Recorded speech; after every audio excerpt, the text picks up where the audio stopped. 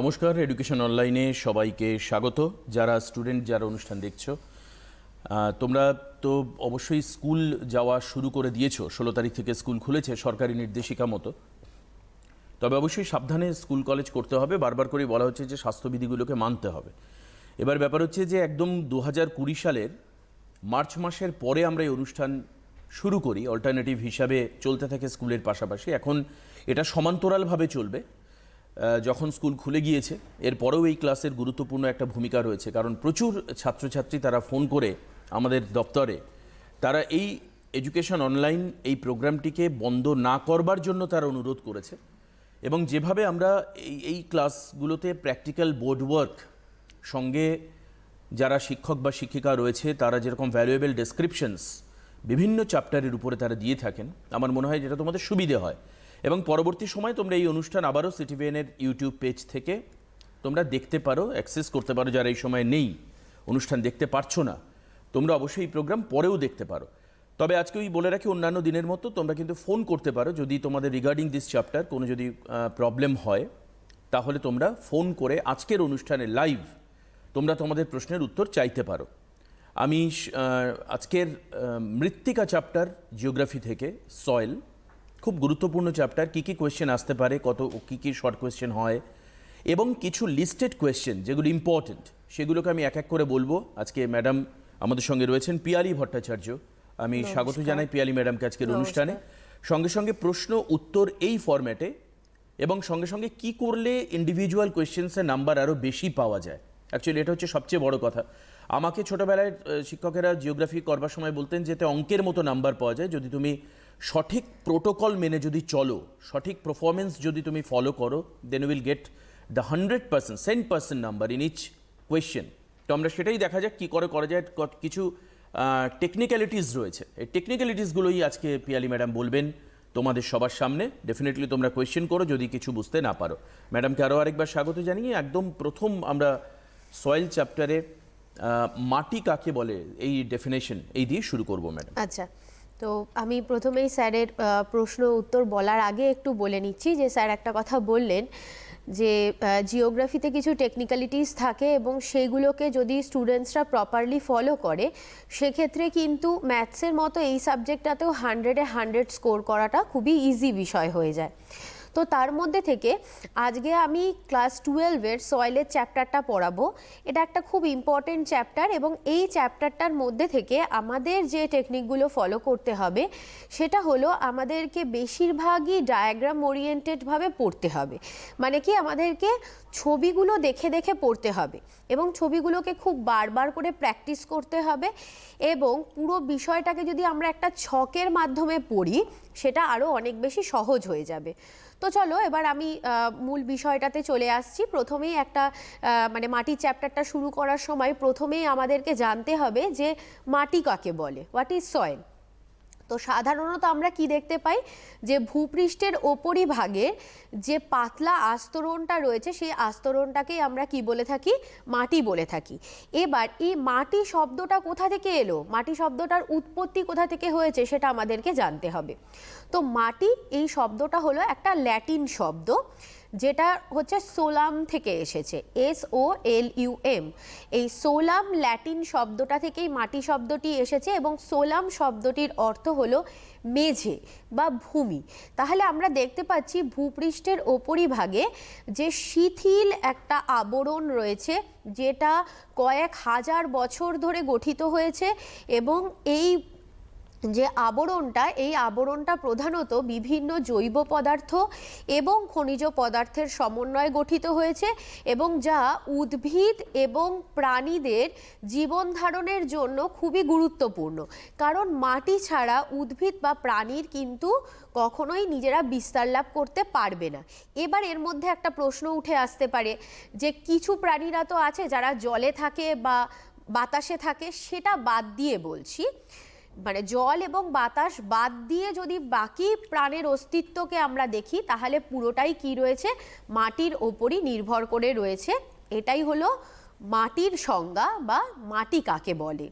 এরপরে দেখো এখানে আমি একটা তোমাদেরকে ডায়াগ্রাম প্রেজেন্ট করছি, যে ডায়াগ্রামটার ভিত্তিতে আমরা দেখতে পাচ্ছি যে মাটির সৃষ্টি, তো মাটি কাকে বলে এর সাথে মাটির সৃষ্টি বা উৎপত্তিটা কিন্তু খুবই গুরুত্বপূর্ণ। মানে কোন কোন তো বিষয়ের দেখো, উপর এটা নিয়ন্ত্রণ? হ্যাঁ, মাটির যখন সৃষ্টি হয়েছে, তো সৃষ্টির সময় মাটির একদম উপরিভাগটা যেটা রয়েছে সেটা কিন্তু জৈব পদার্থের সমন্বয়ে গঠিত। ডায়াগ্রামে দেখা যাচ্ছে যে উপরিভাগটা কি দেওয়া আছে, জৈব পদার্থ দ্বারা গঠিত, এটা দেওয়া আছে। এবং এই উপরিভাগে থাকা বিভিন্ন খনিজ পদার্থগুলো তারপরে আস্তে আস্তে করে কি গঠন করেছে, সেই খনিজ পদার্থগুলো মাটির মধ্যবর্তী স্তরে গিয়ে সঞ্চিত হয়ে কি করেছে, খনিজ স্তর গঠন করেছে। একদম নিচে রয়েছে মূল শিলা। এই বিষয়টা একটু বলি যে মাটি কিভাবে উৎপত্তি হচ্ছে। সাধারণত মাটির উৎপত্তি হয়েছে আবহবিকার প্রক্রিয়া দ্বারা। কিভাবে আবহবিকার প্রক্রিয়া দ্বারা মাটির উৎপত্তি হলো সেই বিষয়টা একটু বলছি। দেখো, প্রথমত পৃথিবী যখন সৃষ্টি হয়েছিল সেই সময় পৃথিবীর উপরিভাগটা কি ছিল, তো অর্ধ তরল গলিত অবস্থাতে ছিল। পরে পৃথিবী তার উপরিভাগের তাপ বিকিরণ করে কঠিন অবস্থায় রূপান্তরিত হয়, এবং পৃথিবী যখন এই কঠিন অবস্থায় এসে পৌঁছায় সেই সময় পৃথিবীর উপরিভাগটাতে কি ছিল, এই যে কঠিন যে শিলাটা গঠিত হয়েছিল পৃথিবীর উপরিভাগের এই যে উপরি অংশ, এই উপরি অংশে যে কঠিন শিলাটা ছিল সেই কঠিন শিলাটাকে আমরা বলে থাকি কি, আগ্নেয় শিলা। এই আগ্নেয় শিলা বছরের পর বছর ধরে পৃথিবীর উপরিভাগে থাকা নদী, বায়ু, হিমবাহ, আবহবিকার প্রভৃতি বিভিন্ন বহির্জাত শক্তিগুলো দ্বারা ক্ষয়প্রাপ্ত হতে থাকে, এবং নদী, বায়ু, হিমবাহ, আবহবিকারগ্রস্ত হয়ে এই আগ্নেয় শিলা কি হতে থাকে, একটা বড় আগ্নেয় শিলা আস্তে আস্তে করে ক্ষয় পেতে পেতে পেতে পেতে সেটা ছোট হতে শুরু করে। এইভাবে ছোট হতে হতে এক সময় কি হয়ে যায়, খুব ক্ষুদ্র কণায় পরিণত হয়। এবং যেহেতু বলছি যে বহির্জাত প্রক্রিয়াগুলো বেশিরভাগটাই প্রবহমান, নদী, বায়ু, হিমবাহ এগুলো কি করতে পারে, ক্ষয়জাত পদার্থগুলোকে বহন করে নিয়ে যেতে পারে। তো এগুলো বহন করে নিয়ে গিয়ে দূরবর্তী কোনো স্থানে গিয়ে সঞ্চয় করে। দিনের পর দিন এইভাবে সঞ্চিত হতে হতে তখন কি হয়, আস্তে আস্তে করে মাটির এক একটা স্তর গঠিত হয়। তাহলে আমরা সাধারণত মৃত্তিকা গঠনের ক্ষেত্রে দেখতে পাই যে আবহবিকার, নদী, বায়ু, হিমবাহ এগুলোই গুরুত্বপূর্ণ ভূমিকা পালন করেছে। একটা জিনিস খুব ভালোভাবে তোমাদেরকে জানতে হবে, এই যে বড় সার্কেলটা করেছি এটা হলো শিলা, ঠিক আছে, আগ্নেয় শিলা। এবার এই আগ্নেয় শিলাটা আস্তে আস্তে করে কি হলো, এখানে এসে মাটিতে পরিণত হলো। এবার এই যে অংশটা, এই অংশটাকে আমরা কি বলবো, রেগোলিথ। খুব ভালো করে বুঝবে, পরীক্ষায় কোয়েশ্চেনটা বারবার আসে, রেগোলিথ কাকে বলে বা রেগোলিথ সম্পর্কে আমরা বারবার পড়ব। তো রেগোলিথ কি, রেগোলিথ হলো একটা মধ্যবর্তী পর্যায় যেখানে শিলা আর মৃত্তিকা, শিলার কণাগুলো অনেক বড়, শিলাখণ্ড অনেক বড় হয়, আর মৃত্তিকা কণাগুলো খুব সূক্ষ্ম হয়। এই বৃহৎ শিলাখণ্ড আর সূক্ষ্ম মৃত্তিকার মধ্যবর্তী শিলার যে পর্যায়, সেই পর্যায়টাকেই কি বলা হয়ে থাকে, রেগোলিথ বলা হয়ে থাকে। তাহলে শিলা কাকে, মানে মৃত্তিকা কাকে বলে, এই সংজ্ঞাটার মধ্যে দিয়ে আমি তোমাদেরকে মৃত্তিকার উৎপত্তিটাও কিভাবে ঘটলো আবহবিকার প্রক্রিয়া দ্বারা, কিভাবে প্রাথমিক শিলা বা আগ্নেয় শিলা থেকে রেগোলিথ এবং রেগোলিথ থেকে কিভাবে মৃত্তিকার স্তর গঠিত হলো, এই বিষয়টা সম্পর্কে আলোচনা করলাম। একদমই। আমি পরবর্তী যে প্রশ্নে আসবো তোমাদের জন্য, সেটা হচ্ছে যে মাটি গঠনের উপাদানগুলো কি কি। ম্যাডাম, এটা কি আলোচনা এখনো তো হয়নি? হ্যাঁ, নিশ্চয়ই। আমি এর পরবর্তী তাহলে যেটাতে চলে আসছি, প্রক্রিয়াগুলো, সেটা হলো মাটি গঠনের নিয়ন্ত্রক বা প্রক্রিয়াগুলো। এবার দেখো, রিলেটেড একটু আগেই আমি তোমাদেরকে বলছিলাম প্রধানত ভূপৃষ্ঠের উপরিভাগে থাকা বিভিন্ন বহির্জাত শক্তিগুলো, যেমন ধরো নদী, বায়ু, হিমবাহ, কি কি বলেছিলাম, নদী, বায়ু, হিমবাহ, আবহবিকার প্রভৃতি, এই বহির্জাত শক্তিগুলো দ্বারা ভূমিভাগ ক্রমাগত ক্ষয়প্রাপ্ত হতে শুরু করে, ঠিক আছে? এবং এই যে ভূমিভাগ শুধু ক্ষয়প্রাপ্ত হলেই, এই বহির্জাত শক্তিগুলো দ্বারা ভূমিভাগ শুধুমাত্র ক্ষয়প্রাপ্ত হলেই যে মৃত্তিকা গঠিত হয়ে যাবে সেটা কিন্তু নয়। মৃত্তিকা গঠনের জন্য কিছু নিয়ন্ত্রক কাজ করে। প্রশ্নটা আমার কাছে কি এলো, যে মৃত্তিকা সৃষ্টির নিয়ন্ত্রকগুলি কি কি? নিয়ন্ত্রকগুলো নিয়ে এখন আমি আলোচনা করব। তো নিয়ন্ত্রকগুলো কি কি, এগুলো সম্পর্কে বিজ্ঞানী ডকুচেভ, মৃত্তিকা বিজ্ঞানী ডকুচেভ এবং জেনি একটা সহজ সূত্র দিয়েছে। যে সূত্রটা আমি এখন লিখছি, স্টুডেন্টসদের কাছে বলছি তোমরা এই সূত্রটাকে খুব ভালো করে মনে রাখবে বা নিজেরা নোট ডাউন করে রাখো। এই সূত্রটা জানা থাকলে কিন্তু নিয়ন্ত্রকগুলো পড়তে তোমাদের কাছে খুব সুবিধে হবে। তো বিজ্ঞানী ডকুচেভ এবং জেনি কি বললেন, soil formation factors গুলো, that is S equals to factor of Cl OR Pt, আমি প্রত্যেকটার মিনিং লিখে দিচ্ছি। S for soil বা মাটি, F factor অথবা নিয়ন্ত্রক, Cl climate বা জলবায়ু, O organism জীবাণু, R রিলিফ বা ভূমিভাগ, P parent material,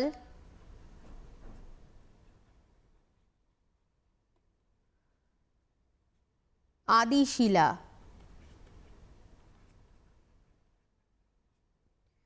and T for time বা সময়। তাহলে এই হলো মৃত্তিকার সৃষ্টির নিয়ন্ত্রকগুলো। এবার একটা একটা করে নিয়ন্ত্রকগুলো সম্পর্কে আমি আলোচনা করব। তো সবার প্রথমে যেটা আমি বলছিলাম যে মৃত্তিকার সৃষ্টির সর্বপ্রথম নিয়ন্ত্রকটা কি, Cl, দ্যাট মিনস ক্লাইমেট বা জলবায়ু। এই জলবায়ুকে, এটা আমি মুছে দিয়ে লিখছি এবার, এই জলবায়ুকে কিন্তু জলবায়ুর মধ্যে দুটো নিয়ন্ত্রক কাজ করে। তো জলবায়ুর মধ্যে কি দুটো নিয়ন্ত্রক কাজ করে, তার মধ্যে আমি লিখছি জলবায়ু Cl। এই জলবায়ুর মধ্যে রয়েছে উষ্ণতা, দ্যাট ইজ টেম্পারেচার, আর একটা হলো বৃষ্টিপাত বা রেইনফল। এই জলবায়ুর মধ্যে কিন্তু এই দুটো বিষয় রয়েছে। এবার কিভাবে, মৃত্তিকা সৃষ্টিতে কিন্তু উষ্ণতা একটা খুব গুরুত্বপূর্ণ ভূমিকা পালন করে থাকে। কিভাবে উষ্ণতা গুরুত্বপূর্ণ ভূমিকা পালন করে, কেন কি দেখছি যে দীর্ঘ সময় ধরে মৃত্তিকা যখন গঠিত হয় তখন সূর্যরশ্মি মৃত্তিকার ওপর এসে যখন পড়ে তখন মৃত্তিকা গঠনের ক্ষেত্রে তার একটা কিন্তু প্রভাব থাকে। উষ্ণ যদি দেখা যায় যে অঞ্চলটা খুব বেশি উত্তপ্ত, তাহলে সেই অঞ্চলে এক ধরনের মৃত্তিকা, আবার যে অঞ্চলটা আমরা দেখতে পাবো যে বৃষ্টিপাতের উষ্ণতা খুব কম, সেখানে আবার এক ধরনের মাটি তৈরি হয়। এবার এই উষ্ণতা আর বৃষ্টিপাত দুটো বিষয়কে যদি আমি রিলেট করে বলি তাহলে দেখতে পাই সাধারণত যে অঞ্চলে ধরো উষ্ণতা বেশি এবং বৃষ্টিপাতের মাত্রাও খুব বেশি, সেই অঞ্চলটাতে যেরকম ধরো উষ্ণতা আর বৃষ্টিপাতের কারণে ল্যাটেরাইট মাটি সৃষ্টি হলো অতিরিক্ত উষ্ণতা এবং অতিরিক্ত বৃষ্টিপাতের প্রভাবে। আবার আমরা যদি মরুভূমি অঞ্চলে চলে যাই সেখানে আমরা কি দেখতে পাবো, মরুভূমি অঞ্চলে কিন্তু দেখতে পাবো যে মরু মৃত্তিকা দেখা যায়। মরুভূমি অঞ্চলে উষ্ণতা বেশি কিন্তু বৃষ্টিপাতের পরিমাণ খুবই কম হয়ে থাকে। আবার যদি আমরা পার্বত্য অঞ্চলে চলে যাই তখন সেখানে আমরা সরলবর্গীয় বৃক্ষের অরণ্যের নিচে আমরা কিন্তু পটজল মাটি দেখতে পাবো। তাহলে মাটি সৃষ্টির ক্ষেত্রে কিন্তু জলবায়ু এবং উষ্ণতা এই দুটো কিন্তু বৃষ্টিপাত এবং উষ্ণতা এই দুটো কিন্তু খুব গুরুত্বপূর্ণ ভূমিকা পালন করে থাকে। মানে কি হয়, কোনো একটা অঞ্চলে যখন টানা বৃষ্টিপাত হয়, বৃষ্টিপাতের ফলে কি হতে পারে, মৃত্তিকার মধ্যে থাকা বিভিন্ন খনিজ পদার্থগুলো এক হতে পারে জলের সঙ্গে দ্রবীভূত হয়ে সেগুলো মাটির নিচের স্তরে চলে যেতে পারে অনুস্রাবণ প্রক্রিয়ায়। আবার যেখানে বৃষ্টিপাতের পরিমাণ খুব কম, বাষ্পীভবনের মাত্রা বেশি, সেখানে ভূগর্ভ থেকে জল মাটির ওপরে উঠে আসে এবং সেই জলটা বাষ্পীভূত হয়ে যেতে থাকে এবং তখন জলের মধ্যে থাকা খনিজ পদার্থগুলো মাটির ওপরের স্তরে থেকে যায়, কিন্তু জলটা বাষ্পীভূত হয়ে যায়। তাহলে এই বাষ্পীভবন প্রক্রিয়াটাকেও নিয়ন্ত্রণ করছে কে? উষ্ণতা। তো এই কারণে বৃষ্টিপাত এবং উষ্ণতা মৃত্তিকা গঠনের ক্ষেত্রে খুব গুরুত্বপূর্ণ ভূমিকা পালন করে থাকে। এরপরে ক্লাইমেটের পরবর্তী যেটা বলেছিলাম সেটা হলো কি, অর্গানিজমস বা জীবাণু। জীবাণুরা কি করে? মৃত্তিকা গঠনের ক্ষেত্রে কিন্তু গুরুত্বপূর্ণ ভূমিকা পালন করে। কীরকম? আমরা দেখতে পাই যে ধরো ভূপৃষ্ঠের ওপরিভাগে কোনো একটা উদ্ভিদ রয়েছে, সেই উদ্ভিদের পচা পাতাটা মাটির ওপরে পড়লো, তাহলে এটা তখন কি হলো, একটা কাঁচা জৈব পদার্থ হিসাবে মাটির ওপরে থেকে যায়। এবার কি হয়, বিভিন্ন জীবাণুগুলো দেহ থেকে নিঃসৃত বিভিন্ন অ্যাসিড কি করে, এই যে উদ্ভিদ বা প্রাণী দেহ, মৃত উদ্ভিদ বা প্রাণী দেহগুলোকে কি করে, তাদের দেহ নিঃসৃত অ্যাসিডের দ্বারা বিভিন্ন রাসায়নিক বিক্রিয়া হয় এবং এই রাসায়নিক বিক্রিয়ার পরবর্তীকালে এগুলো কিসে রূপান্তরিত হয়ে যায়? হিউমাসে রূপান্তরিত হয়। হিউমাস হলো একটা কালো রঙের জৈব বিয়োজিত একটা পদার্থ, যেটা মাটির উর্বরতাকে বাড়াতে সাহায্য করে। মাটির একদম ওপরের স্তরে আমরা এই হিউমাসের অবস্থান লক্ষ্য করতে পারি। হিউমাস যত বেশি থাকবে মাটি তত বেশি মাত্রায় উর্বর হবে। তাহলে সেক্ষেত্রে বিভিন্ন জীবজগৎ যারা রয়েছে, জীবজগৎ কিন্তু কি করে থাকে, মৃত্তিকা সৃষ্টির ক্ষেত্রে একটা গুরুত্বপূর্ণ ভূমিকা পালন করে। এছাড়াও ধরো এই যে গাছের মূলটা মাটির নিচে চলে যাচ্ছে, এই মূলটা মাটির নিচ থেকে কি করছে, বিভিন্ন ধরনের পুষ্টিরস সংগ্রহ করে, তখন কি করে মৃত্তিকা গুলো আস্তে আস্তে করে কি হতে থাকে, অনেকটা মাটির যে গঠনটা আছে সেটা কি করে, অনেকটা শক্তভাবে ধরে রাখতে কিন্তু সাহায্য করে। এছাড়াও বিভিন্ন প্রাণীরা, যেরকম ধরো কেঁচো, কেনো, উইপোকা, পিঁপড়ে, এরা কি করে, মাটির নিচে বারবার ঢুকে যায়, মাটিতে গর্ত করে আবার মাটির ওপরে উঠে আসে। ফলে কি হয়, এরা মাটির কণাগুলোকে অনেক শিথিল করে তোলে। অনেক জায়গাতেই আমরা দেখতে পাই মাটি কীরকম হয় বলতো, শক্ত, ডেলা পাকানো হয়। এবার সেক্ষেত্রে কি হয়, মাটির মধ্যে দিয়ে জল আর বায়ু চলাচল করতে পারে না। সাধারণত পার্বত্য অঞ্চলে আমরা এই ধরনের মাটি দেখি। এই ধরনের মাটিকে কঙ্কালসার মাটি বলা হয়। মাটিগুলো দলা পাকানো থাকে, এবড়ো খেবড়ো, মাটির কণাগুলো সঠিকভাবে সুন্দর নয়, মসৃণ নয়।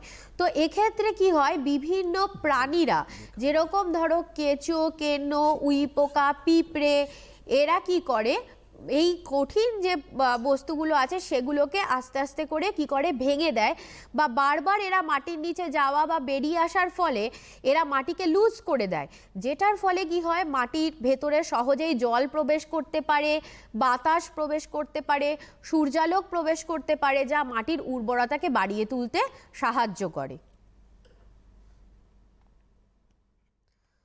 পরবর্তীকালে যেটা পড়বো সেটা হলো কি, রিলিফ বা ভূমিরূপ, ভূমিভাগ। এই ভূমিভাগ কি করছে, মাটি গঠনের ক্ষেত্রে একটা গুরুত্বপূর্ণ ভূমিকা পালন করে।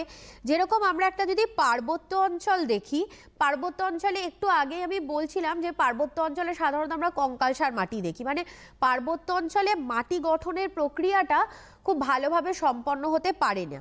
পর্বতের ঢাল বরাবর এই ক্ষয়প্রাপ্ত পদার্থগুলো দ্রুত মাটির মানে ঢাল বরাবর নিচের দিকে নামতে থাকে, এত ঢালু থাকে যে যেখানে এগুলো সঞ্চিত হতে পারে না। কিন্তু যদি আমরা সমভূমি অঞ্চলকে দেখি, এই পদার্থগুলো, ক্ষয়প্রাপ্ত পদার্থগুলো স্তরে স্তরে স্তরে স্তরে সঞ্চিত হয়ে কি হতে পারে, একটা পরিণত মাটি সহজেই গঠন করতে পারে। তাহলে দেখা যাচ্ছে ভূমিভাগ বা রিলিফ কিন্তু মৃত্তিকা গঠনের ক্ষেত্রে একটা গুরুত্বপূর্ণ ভূমিকা পালন করে থাকে। এর পরবর্তী, রিলিফের পরে যেটা বলবো,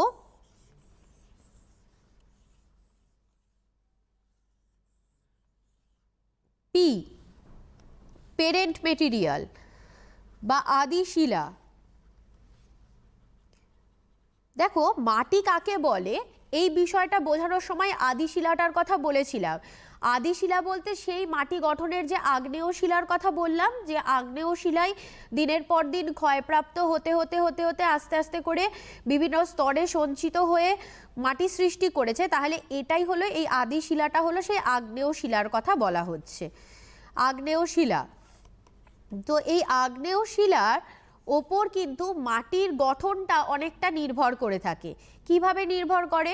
ধরো এই আগ্নেয় শিলার প্রকৃতি যেরকম হবে, মানে ধরো আগ্নেয় শিলার হার্ডনেস, এটা কতটা শক্ত কতটা নরম তার উপর নির্ভর করবে মাটিটা কিভাবে গঠিত হবে।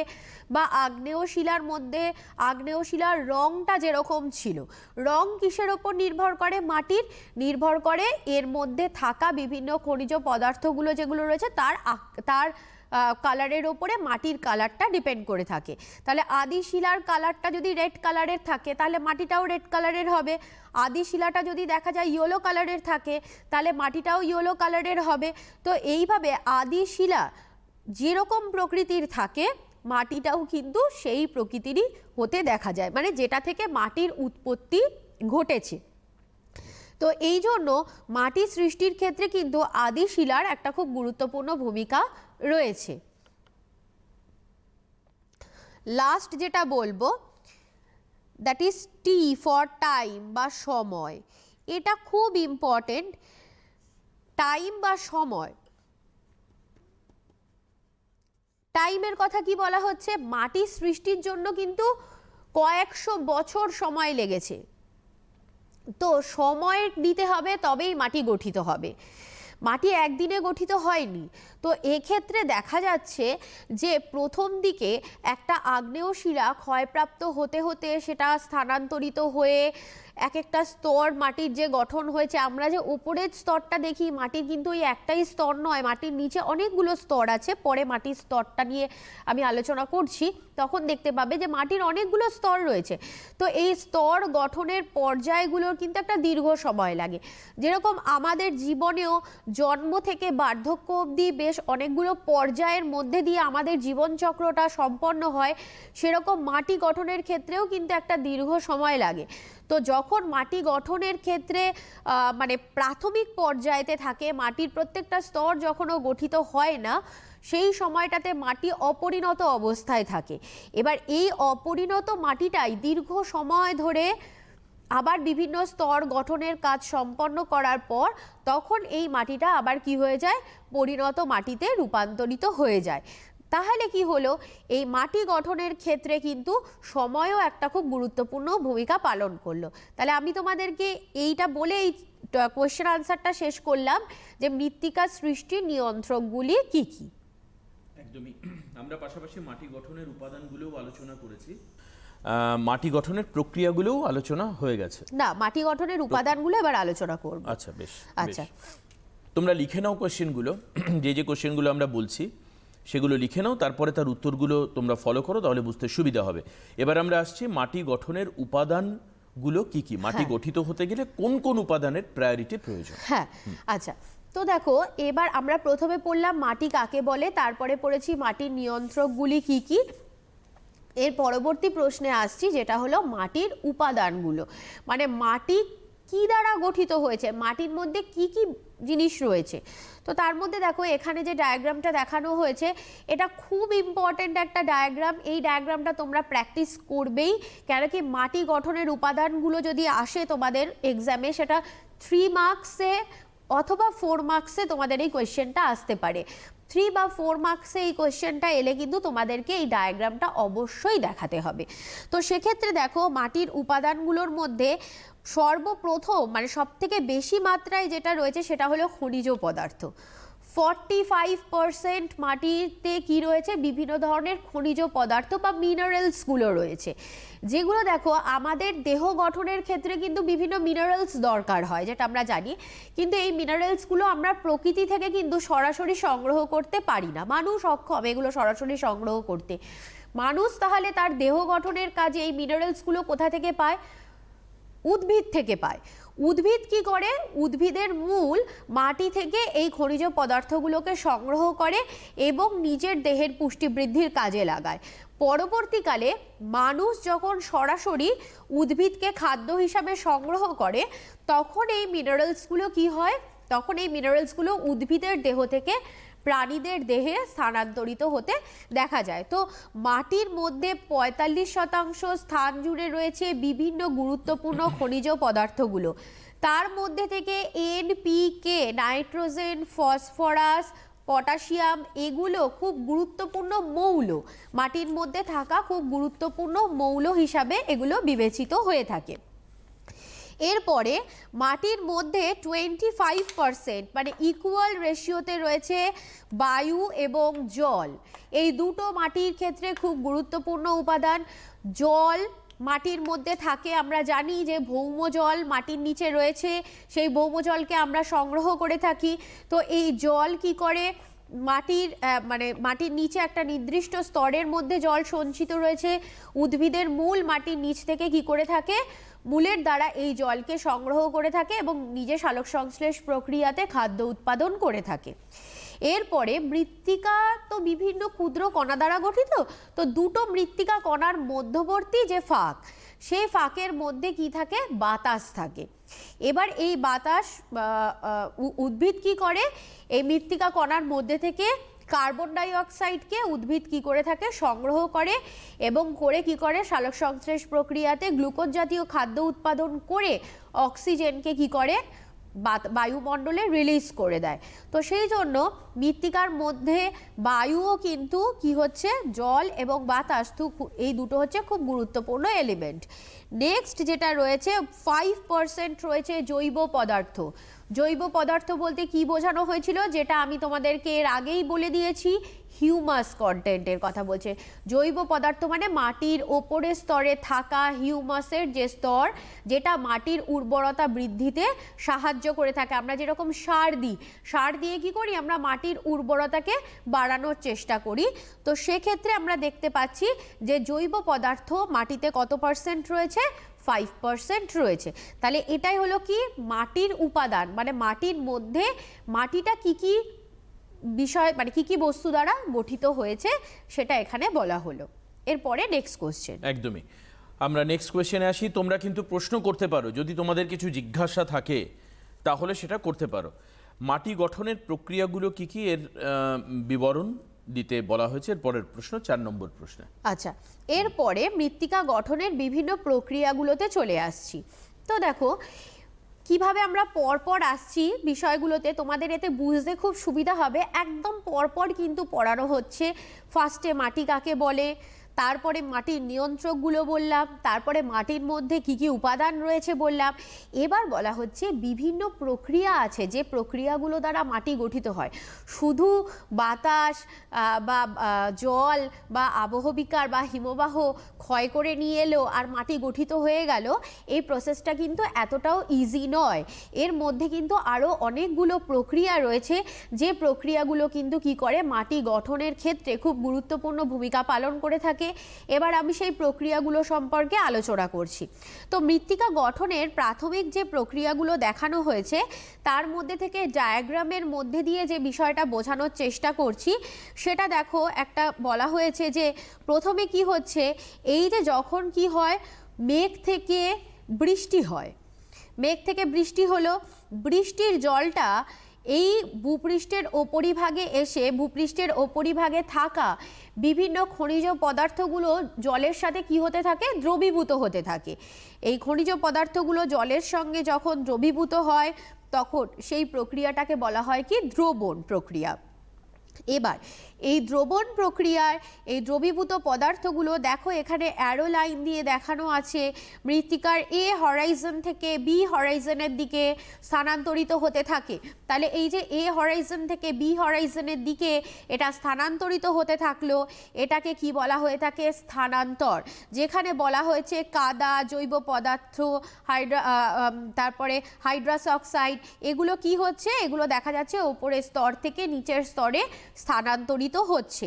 এবার শুধু যে মানে স্থানান্তরিত হয় সেটা নয়, অনেক খনিজ আছে যেগুলো আমরা জানি জলের সঙ্গে কি করতে পারে, বিক্রিয়া করতে পারে। ক্যালসিয়াম জলের সঙ্গে বিক্রিয়া করে ক্যালসিয়াম বাইকার্বনেট তৈরি করতে পারে, তাহলে সেক্ষেত্রে রূপান্তরও ঘটতে পারে। শিলাগুলো একটা নতুন ধর্ম বিশিষ্ট নতুন একটা খনিজ পদার্থগুলোর একটা রূপান্তর ঘটে যেতে পারে। তাহলে এগুলো হলো মাটি সৃষ্টির প্রাথমিক প্রক্রিয়াগুলো, যেগুলো হচ্ছে কি প্রাথমিকভাবে এই প্রক্রিয়াগুলো দ্বারা মাটি সৃষ্টি হয়। এছাড়াও মাটি গঠনের ক্ষেত্রে আরও কিছু গুরুত্বপূর্ণ প্রক্রিয়া রয়েছে, যে প্রক্রিয়াগুলো সম্পর্কে তোমাদেরকে আমি বলছি। তার মধ্যে সবার প্রথমে আমরা যে প্রক্রিয়াটা সম্পর্কে পড়ব সেটা হলো হিউমিফিকেশন।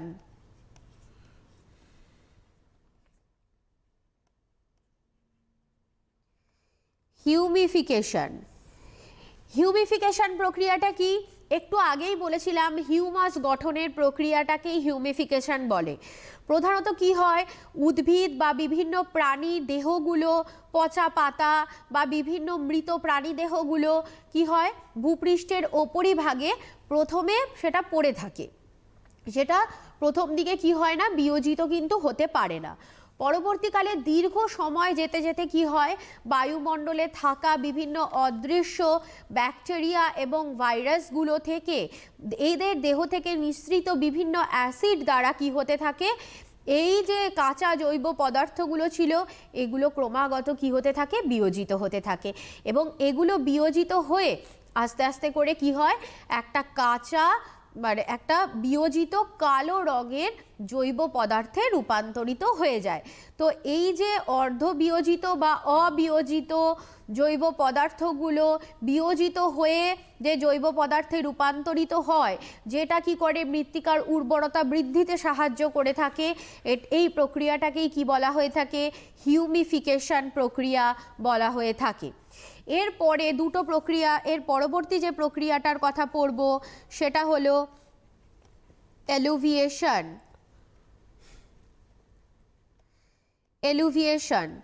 ভেরি ইম্পর্টেন্ট, প্রশ্ন আসে পরীক্ষায় বারবার, এলুভিয়েশন এবং ইলুভিয়েশন প্রক্রিয়া কাকে বলে, বা এলুভিয়েশন এবং ইলুভিয়েশন প্রক্রিয়ার মধ্যে পার্থক্য আলোচনা করো। এই এলুভিয়েশন সাধারণত দেখা যায় মৃত্তিকার এ স্তরে।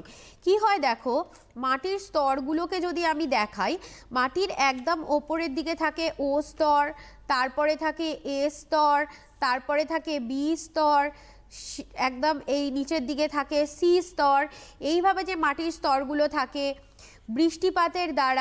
বৃষ্টিপাতের ফলে কি হয়, মাটির এই ও স্তরের মধ্যে থাকে হিউমাস, এই স্তরটাতে থাকে হিউমাস। এবার এই ওপরের স্তর থেকে কি হয়, এই জল নিচের স্তরে আস্তে আস্তে করে নামতে থাকে। এবং এই অনুস্রাবণ প্রক্রিয়ায় জল কি করে, বিভিন্ন খনিজ পদার্থগুলো মানে জলের সাথে দ্রবীভূত হয়, দ্রবীভূত হয়ে মাটির নিচের স্তরের দিকে যেতে থাকে। তাহলে এই যে স্থানান্তর, মানে এ স্তর থেকে খনিজ পদার্থগুলো জলের সাথে দ্রবীভূত হয়ে বি স্তরের দিকে স্থানান্তরিত হচ্ছে, এই স্থানান্তরের প্রক্রিয়াটাকেই বলা হয়ে থাকে এলুভিয়েশন প্রক্রিয়া। পরবর্তী যেটা পড়ব দ্যাট ইজ ইলুভিয়েশন।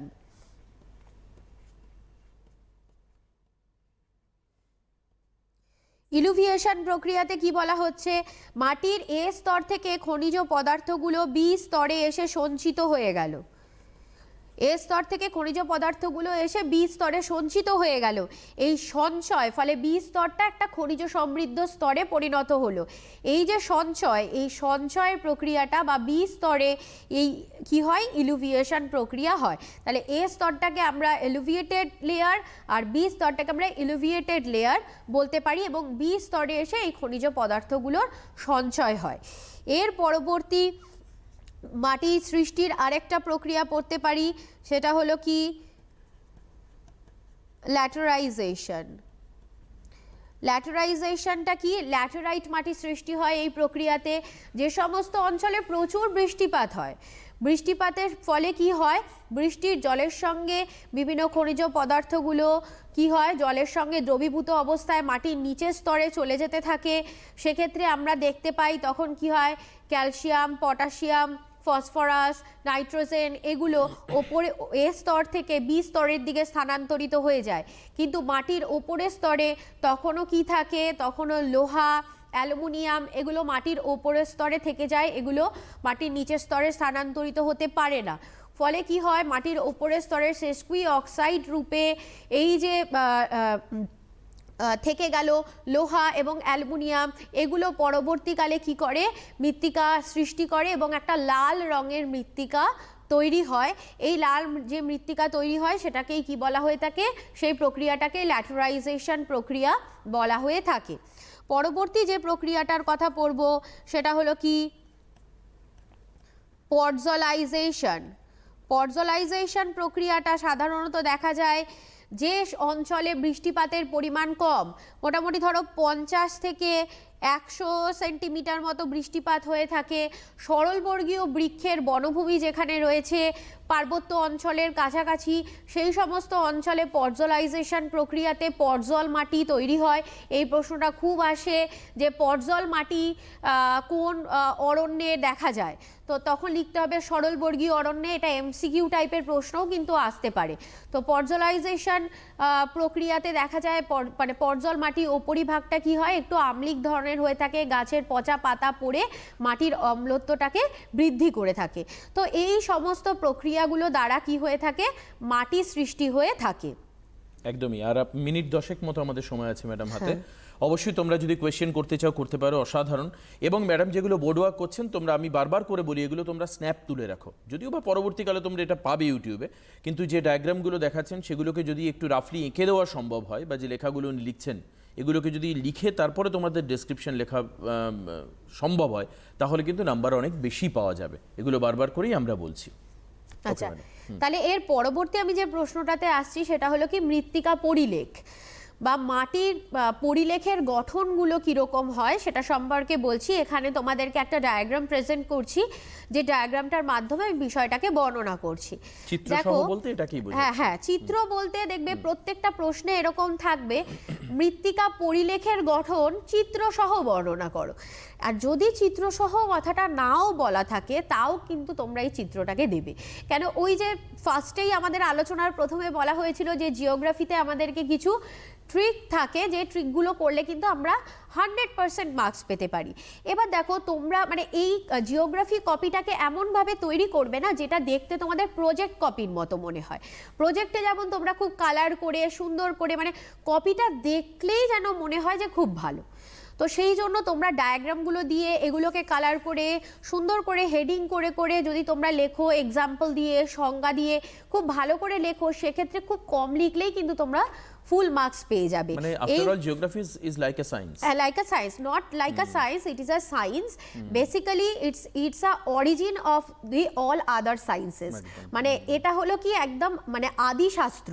প্রথম পৃথিবীতে যদি কোনো শাস্ত্র সৃষ্টি হয়ে থাকে সেটা হলো জিওগ্রাফি। পরবর্তীকালে জিওগ্রাফি থেকেই কিন্তু সায়েন্সের আদার সাবজেক্টগুলো আলাদা হয়ে গেছে। কেন কি, তা না হলে পরে এর আলোচনাটা অনেক বড় হয়ে যেত। একটা সাবজেক্টের মধ্যে এত আলোচনা কখনোই পসিবল নয়, যার জন্য আদার সায়েন্সগুলোকে, মানে এটা আপনি বলতে চাইছেন মাদার সাবজেক্ট, এটা হলো mother. Geography is a mother of all sciences. একদম। তো এবার দেখো, তো মৃত্তিকা হ্যাঁ, এই জন্যই তো মৃত্তিকা পরিলেখের যে বিষয়টা আমি তোমাদেরকে বোঝাচ্ছিলাম, একটু আগেও আমি ড্রয়িং করে বোঝাচ্ছিলাম যে মাটির আমরা যে শুধু ওপরের স্তরটা দেখি, শুধু কিন্তু এই ওপরের স্তরটাই মাটিতে নেই। মাটিতে কি, মাটির নিচে কিন্তু অনেকগুলো স্তর রয়েছে, ঠিক আছে? তো সেই স্তর বিভাজনগুলো এখানে খুব ভালো করে একটু দেখে নাও। মাটির এখানে যেটা দেওয়া আছে, প্রথমে আছে এ স্তর, তারপরে আছে বি স্তর, তারপরে আছে সি স্তর, তারপরে আছে ডি স্তর। বাট এই এ স্তরের উপরেও আরেকটা স্তর থাকে যেটা হলো ও স্তর। ও স্তরটা হলো হিউমাসের স্তর, ঠিক আছে? তো আমি একটু তোমাদেরকে ডায়াগ্রামটা করে দেখাচ্ছি যাতে তোমাদের একটু বুঝতে বিষয়টা ইজি হয়।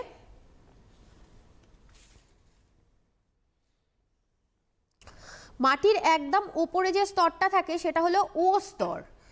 এই ও স্তরটা হলো কি, হিউমাস সমৃদ্ধ স্তর। হিউমাস থাকে এটার মধ্যে, জৈব স্তর।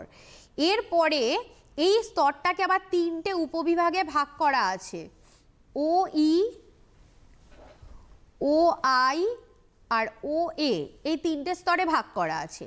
এর পরবর্তী যে স্তরটার কথা পড়ব সেই স্তরটা হলো এ স্তর। এ স্তরে তিনটে ভাগ আছে, A1, A2, A3। এই এ স্তরে খনিজ পদার্থ থাকে এবং তার সাথে ও স্তর থেকে হিউমাসও কিছুটা এই স্তরের দিকে নেমে আসে। সেই জন্য এবার A1 যে স্তরটা আছে, A1 স্তরের মধ্যে কিন্তু বেশি মাত্রায় খনিজ পদার্থের অবস্থিতি এবং হিউমাসের অবস্থানও লক্ষ্য করা যায়। এর পরবর্তী যে স্তরটার কথা পড়ব সেটা হলো কি বি স্তর। বি স্তরও কিন্তু কি রয়েছে, তিনটে উপবিভাগ রয়েছে, B1, B2 অ্যান্ড B3। এই স্তরটাকে কিন্তু কি বলা হয়ে থাকে, খনিজ সমৃদ্ধ স্তর। খুব ইম্পর্টেন্ট এই কোশ্চেন কিন্তু আসে, মাটির কোন স্তরকে খনিজ সমৃদ্ধ স্তর বলা হয়? তো মাটির বি স্তরটাকে কি বলা হয়, খনিজ সমৃদ্ধ স্তর বলা হয়। কেন, ওই যে পড়েছিলাম এ স্তর থেকে খনিজ পদার্থগুলো এসে বি স্তরে সঞ্চিত হয়, এই জন্য বি স্তরের কালারটা অনেকটা ডার্ক কালারের হয়ে থাকে। এরপরে সরি মানে কয়লা, লোহা সমস্ত খনিজ হ্যাঁ, এই স্তরেই সঞ্চিত থাকে। একদম। এরপরে রয়েছে সি স্তর, C1, C2 অ্যান্ড C3। এরপরে রয়েছে সি স্তর। সি স্তরে আস্তে আস্তে করে খনিজ পদার্থের পরিমাণটা কমতে থাকে এবং এই সি স্তরের মধ্যে আস্তে আস্তে করে আমরা যে মৃত্তিকা সৃষ্টির জন্য যেটা বলেছিলাম আদি শিলা, সে আদি শিলার কিছুটা বৈশিষ্ট্য এই স্তরে লক্ষ্য করা যায়। এর পরবর্তী লাস্ট যে স্তরটা রয়েছে দ্যাট ইজ ডি স্তর। ডি স্তরটা হলো ওই আদি শিলার স্তর, যার ওপর বেস করে ওপরের দিকের স্তরগুলো সঞ্চিত হতে লক্ষ্য করা যায়। আর ডি এরও একদম নিচে আর এর একটা স্তর থাকে, যেটা হলো আদি শিলারই একদম নিচের একটা স্তর। তাহলে এইভাবে আমরা মৃত্তিকা পরিলেখকে ভাগ করতে পারি। সময় যেহেতু খুবই কম, ঠিক মিনিট পাঁচেকার সময়। হ্যাঁ, আমি একটু তোমাদেরকে আর কয়েকটা বিষয় একটু বলে দিই যে এই যে দেখো বর্তমানে আমরা দেখতে পাচ্ছি এত বেশি মাত্রায় জনসংখ্যা বাড়ছে বা এত নগরায়ন হচ্ছে, এই কারণে কিন্তু মৃত্তিকা ক্ষয়ের মাত্রাটাও কিন্তু খুব বেড়ে গেছে। তো মৃত্তিকা ক্ষয়ে যে যে প্রক্রিয়াগুলোতে হয়ে থাকে, তো মৃত্তিকা ক্ষয়ের প্রক্রিয়াগুলোকে যদি আমি একটুখানি তোমাদেরকে বোঝানোর চেষ্টা করি, তাহলে আমরা দেখতে পাই বিভিন্ন প্রাকৃতিক প্রক্রিয়াগুলো তো আছেই এবং বিভিন্ন মনুষ্যসৃষ্ট প্রক্রিয়াতেও কিন্তু মাটি ক্ষয় হতে থাকে। তো বিভিন্ন প্রাকৃতিক প্রক্রিয়ার মধ্যে বৃষ্টিপাতের দ্বারা কিন্তু মাটি ক্ষয় হয়, মৃত্তিকার উপরিভাগটা ক্ষয় হতে থাকে। দেখো এখানে দেখিয়েছে খাত ক্ষয়, মানে মাটি মৃত্তিকা ক্ষয় হয়ে এরকম বড় বড় খাতের সৃষ্টি হয়ে গেছে, বিস্তীর্ণ অঞ্চল জুড়ে ক্ষয় হচ্ছে বৃষ্টিপাতের প্রভাবে, ফলে এরকম খাতের সৃষ্টি হয়ে গেছে। তারপরে কি হতে পারে, এরকম খোয়াই হয়ে যেতে পারে, মানে এই জায়গাগুলো ক্ষয় পেয়ে গেছে, এবড়ো খেবড়ো হয়ে গেছে, এরকম ধরনের ক্ষয়ও হতে পারে। তার পরবর্তী কি দেখা যেতে পারে, আর হতে পারে যে দেখা যায় যে বিস্তীর্ণ অঞ্চল জুড়ে কিন্তু আরও হয়, যেটা হলো কি নালিক্ষয় দেখা যায়, মানে সরু সরু নালী, মানে সরু সরু নর্দমার মতো কিন্তু হয়ে গিয়ে বিস্তীর্ণ অঞ্চলটা ক্ষয়প্রাপ্ত হতে দেখা যায়।